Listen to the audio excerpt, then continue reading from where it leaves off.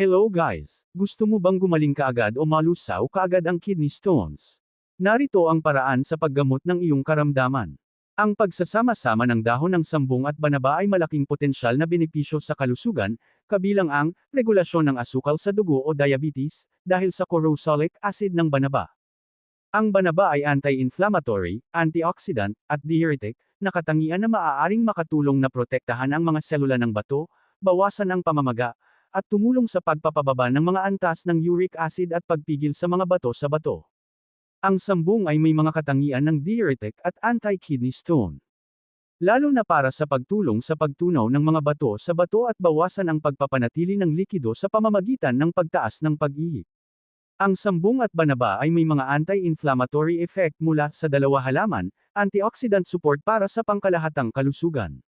Kumuha ng 5 dahon ng sambong at 5 dahon banaba. Pakuluan ng 5 baso tubig sa loob ng 15 minutos. Uminom ng 1 baso bago kumain, gawin ito 2 beses sa isang araw.